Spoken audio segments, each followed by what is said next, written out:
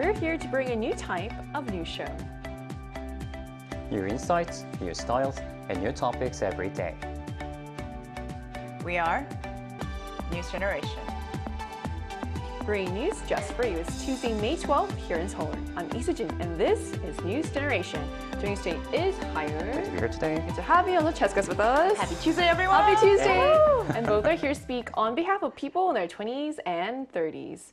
So we're now on the second day of the work week, and it seems like a great time to talk about one thing many office workers can probably relate to: difficult senior coworkers. So whether it's an overly strict senior, the micromanaging boss, or that one person who somehow makes every meeting uncomfortable, most of us have at least one unforgettable workplace character in mind. So today we're kicking things off by asking a question that might bring back a few stressful memories, but hopefully also a few laughs and moments that people can relate to. So Cheska, from your personal experience, what kind of senior worker stresses you out the most? Your intro definitely brought me both laughter and bittersweet moments. It's an interesting question. Not so much stress me out, but definitely always stumps me because I was educated in the Western world when people constantly obsess about your age because they try to put you in an age-appropriate box. For instance, if you're in your mid-20s, they say, oh, you should be doing this. Like if you're a certain age, then you shouldn't be doing this. So they try to label you depending on the age, and it sort of confuses me a little bit, and I find it slightly crossing the boundary because I have older relatives, so I know they say it with good intentions, but because we are in a work setting, I would like to be respected as a professional, not as someone, with a certain age. And when that happens, it hurts me a little bit because I feel like all the things that I've worked hard for and the respect that I'm giving the other person is not being reciprocated. So what I try to do is I use 존댓말, which is a formal language, to both the seniors and the juniors, so that there's sort of no difference in age. Yeah, I think that's a really neat way to do things because I feel like when sometimes someone asks your age, it kind of changes the way they act towards you. Exactly, like your dynamic changes. Exactly. And sometimes I wonder if I'm not being treated as an equal. Yeah. Right, very fair. So what about you, Hannah? Well, for me, I think I was quite lucky because most of the seniors that I worked with have been great, but still, there's one person I still remember. There's always that one person. Yeah, there's one person I remember. She was I love how he says there's one person. Yes, it was only one person, yeah, luckily. She was just constantly very negative. So she used to sit right next to me and just sigh all the time. And as a new employee, you naturally become very aware of how your senior feels. So at first, I just kept wondering, did I do something wrong or is she upset with me? But the thing is, she just did that all the time. So without even realizing it, she created this atmosphere where people around her, especially new employees, felt like that they had to constantly read the room. And over time, that kind of energy can really affect you too. So it was definitely not the easiest environment to be in for me. Yeah, I mean, seniors do have really a big impact on the environment. And I also experienced seniors who constantly say that they're going to quit. Oh no. And if you're like new to a company, you're like, did I make the right decision? But they never quit, You never do. That's exactly the They're the ones that never quit. That's true. So it's interesting how someone doesn't have to say anything directly for their mood to affect the entire team, especially for new employees. Even a simple sigh can feel like a sign that something is wrong. And that's why we're going to talk more about this. But first, let's take a look at the screen.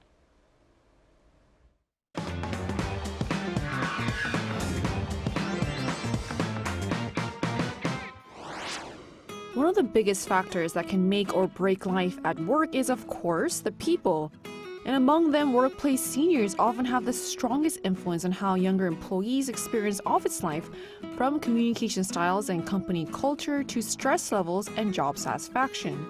Today on News Generation, we take a closer look at how young workers view office life differently from the older generations, what types of bosses and seniors they find the most difficult to deal with, and whether there's really a right answer when it comes to navigating complicated workplace relationships. Just as we saw in the video, workplace culture in Korea has changed quite a bit over the years, especially for the younger generations entering the workforce today. And that difference often shows up in how people view hierarchy, relationships, and even after-work gatherings. So how is the millennial and Gen Z office culture different from the older generations, Jessica? So that given that Korea's sort of business and corporate culture started with a collectivism mindset, right. team bonding and team spirit was incredibly important, which meant that, company dinners and retreats and time spent with colleagues after work was seen as extension of work, not separate from work. So basically, a lot of the older generation kind of considered this as part of the job, and if you weren't able to participate, it almost was considered you lacked social skills or you weren't respecting the seniors. So they had to follow a lot of these customs and cultures set by the seniors. And in fact, a lot of it was unfair to people, let's say, who couldn't drink alcohol or who needed their own time to Right. recharge their social battery because they had to use those times with their seniors and colleagues. So for our generation, it is very difficult to understand because as we know, our generation prioritized having our own time, our private time to recharge and rejuvenate. So I think those are some of the ways that the generations sort of kind of find it difficult to understand each other. Right, and that really proves how workplace values have shifted from being company-centered to much more individual-centered. And that change is also reshaping expectations around socializing with coworkers and bosses outside of work. So why do then young workers tend to draw more clear boundaries for work than before? Yeah, so, well, from what I see, I think one of the biggest characteristics of MZ generation is actually they really value their individuality. Yeah. Yeah, so we tend to clearly separate work from our personal lives. So, for example, once the work hours are over, many people feel like their responsibilities end there as well. And there's also a growing idea that as long as you do your job well, then participating in after-work gatherings is optional, not something that you're obligated to do. And things like drinking culture as well are also becoming more of a personal choice. So I think the key point here is that people see these choices as something that should be respected. And also compared to the past, the idea of staying at one company for life has become much less common. So naturally, people place more importance on maintaining a clear boundary between their work and personal lives.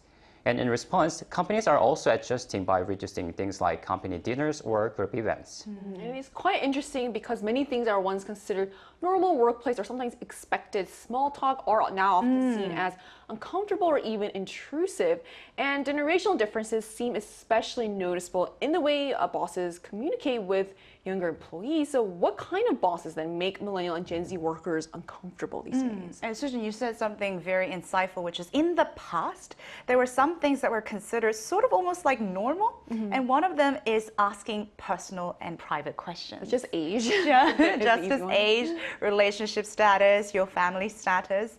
And back in the days, because they spent so much time outside of work together, it was almost like a very casual survey and almost like a catch up to say, hey, are you dating someone? Like, when are you planning on getting married? It's like a way for them to get to know this person, feel Yes, close. Exactly. It's like a family, it's like doing a consensus. Like, how many brothers do you have? Like, what are they doing? Like, how's your family doing?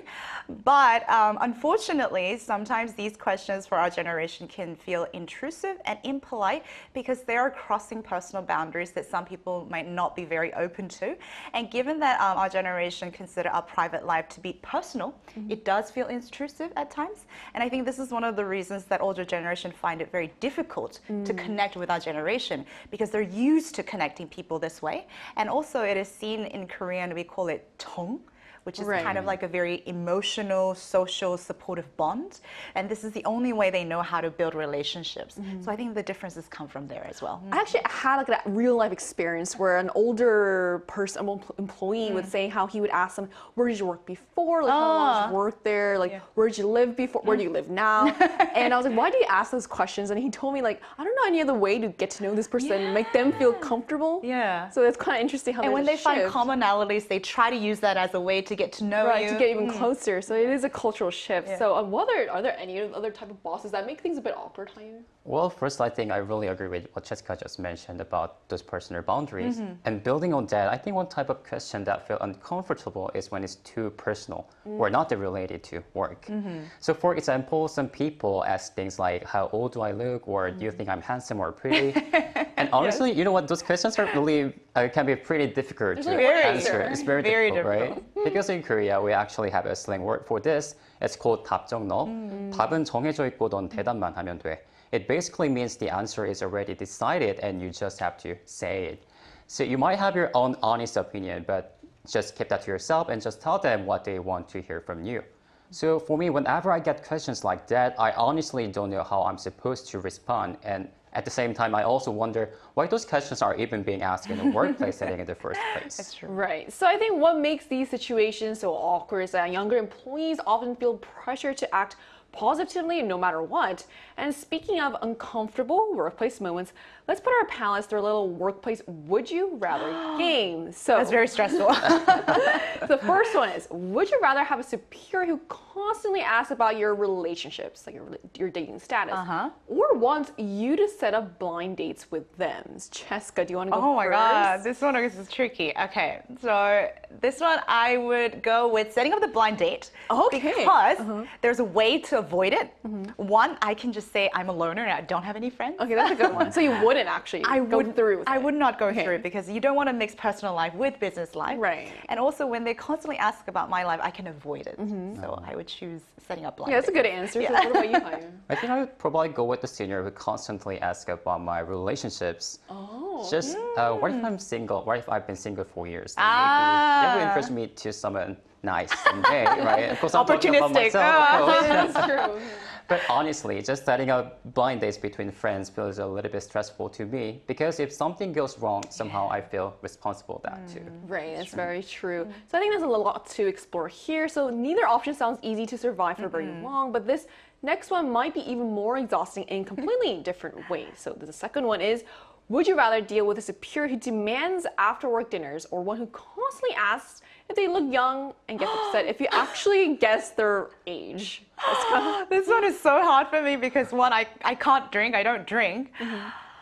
But I would still go with the dinner because I would be too emotionally stressed when the person when I'm trying to work and constantly kind of like what Hayu said, sits next to me and says, how do I look today? And, you know, what do I?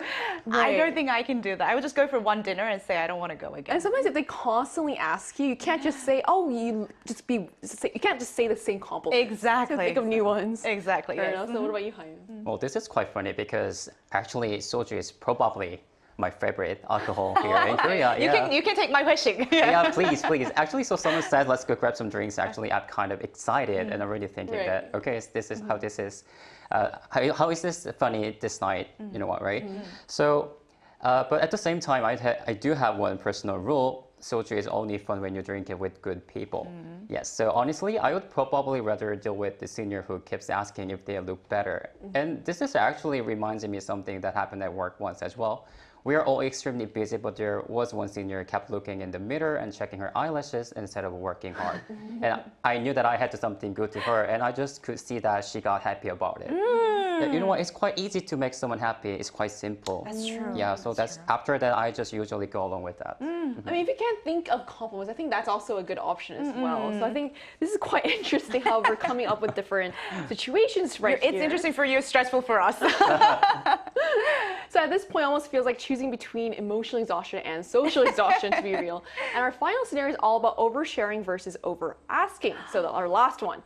Would you rather have a senior who never stops talking about themselves or constantly asks personal questions about you? Oh my God. I think this is the hardest. hardest one, I This is think. the hardest. I will go with someone who asks about me because I can defend my line. So I can just say my life is extremely boring and this is all I have to offer. But if the other person is constantly feeding me information, there's no way to block it because it's a senior.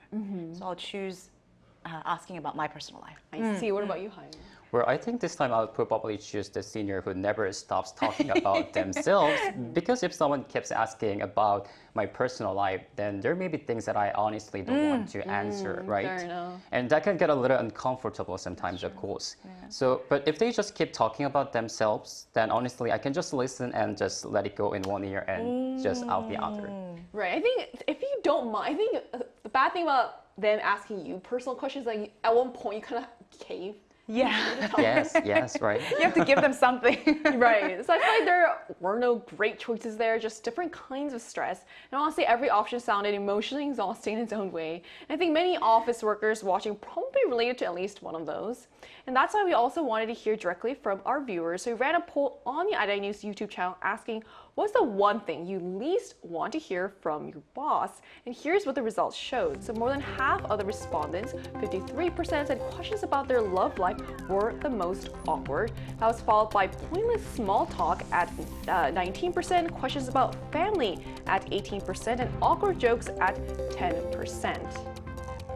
So the results suggest younger employees are far more uncomfortable discussing their romantic lines than making casual small talk.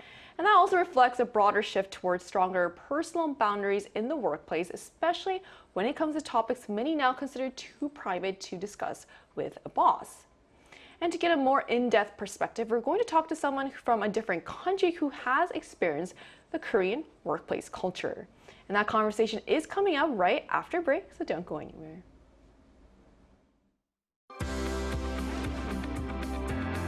NewsGen wants to hear from you. Go to YouTube and search out Channel Arirang News. Click Posts and cast your vote in the poll. Make a new type of news with us.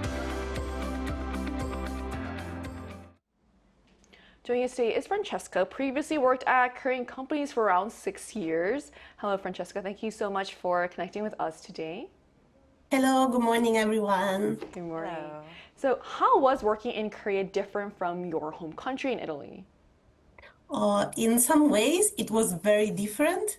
In others, surprisingly similar. Italian workplaces are less rigid when it comes to hierarchy. I feel there is more freedom to speak up and share your thoughts with the higher ups than in Korea. But at the same time, similarly to Korea, Italian workplaces tend to be very family-like. There isn't much privacy. You are often expected to become friends, share meals, and talk about your daily life with your coworkers. So I think that can be good or bad depending on the situation. Thank you, Francesca. So my next question is, what Korean workplace culture was hardest to adjust to for you? Sometimes I felt a bit restricted because during company meetings, nobody seemed to have the courage to speak up and share their true thoughts with the boss. Also, everyone will just nod and go along with what is said without even questioning it. Also, Korean workers are considered to be very hardworking, which is true.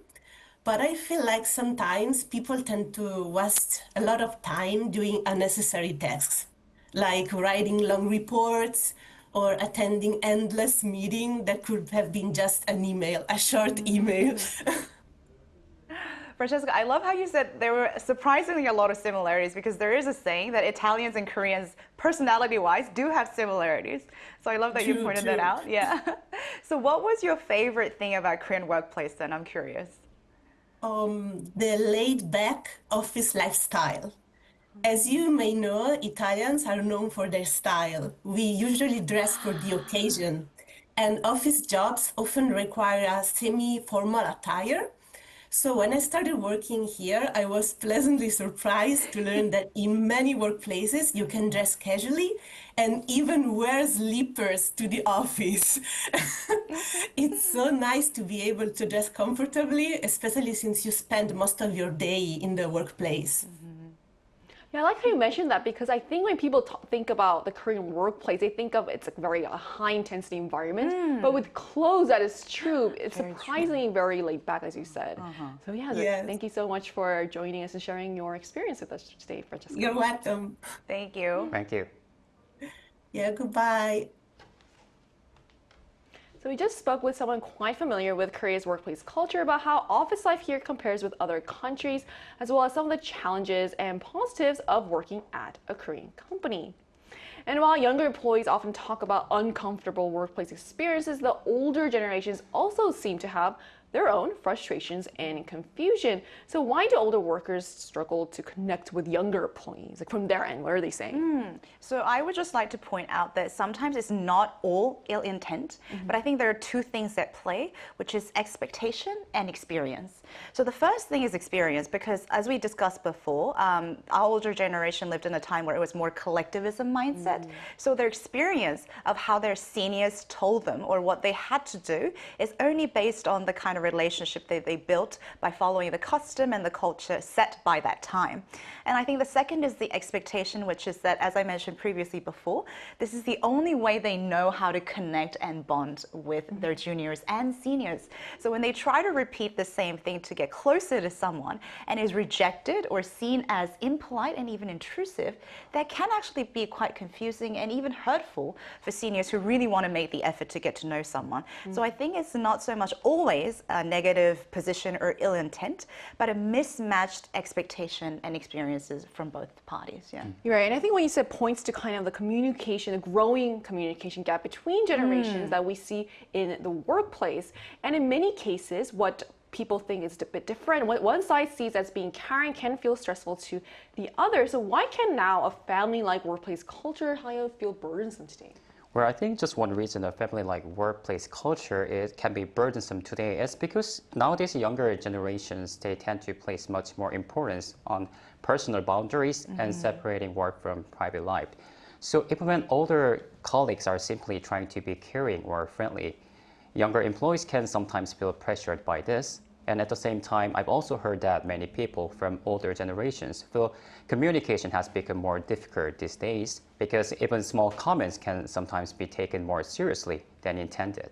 So some people genuinely wonder how they are supposed to connect with younger colleagues in today's workplace. And that is quite interesting because both sides often have good intentions, but the expectations around workplace relationships have really changed so much. And that raises an important question about how different generations can work together more comfortably. So what's the key to better workplace relationships today, Jessica? Yeah, I just want to reiterate that I think having a genuine interest in another person, especially at a workplace, I think is a wonderful thing because sometimes workplace can feel very inhuman and it's very difficult to connect with someone.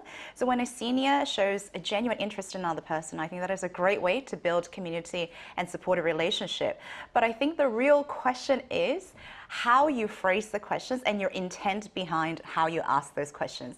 So are they really asking because they want to get to know me and respect me, or are they asking because they just want to peek into someone's life and find something to talk about? So I think it's the attitude and the intent that the party is coming with that is very, very important, and having the empathy to think from the other's perspective. How would they feel if I address this kind of question? Right, that's really important. In the end, maintaining good relationships at work may come down to something quite simple. So what should people remember about workplace relationships, Hyun? Well, actually, I love this question a lot because I have thought about it before. And one thing I really want to mention about this is that both sides really need to make an effort first. That is very true. Yes, so for older generations, it's important to recognize that things have changed a lot these days, and the standards and expectations today are very different from the past. And also, as Jessica mentioned earlier, people simply do not spend as much time together at work as they used to. So very naturally, building relationships may take more time. And of course, at the same time, for MG generation, while it's important to value personal boundaries for them, I think it's also equally important to show respect toward the workplace and colleagues, because sometimes a very individual-focused mindset can come across as a bit too distant. So finding the right balance is really key here. In the end, I think it all comes down to mutual understanding and respect. And whether we like it or not, workplace relationships can have a huge impact on how we feel about our jobs.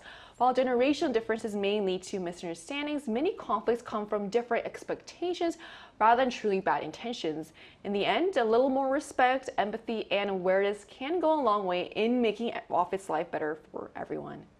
And that brings us to the end of today's episode of News Generation. But News Gen will be back tomorrow at 10:30 a.m. Korea time with more stories and discussions. Big thanks to Hyun. Always my pleasure. And also Cheska. Pleasure's always mine, thank you. And to our viewers, thanks for watching. Hopefully this inspires seniors to ask less and junior staff to give them the benefit of the doubt. We are News Generation.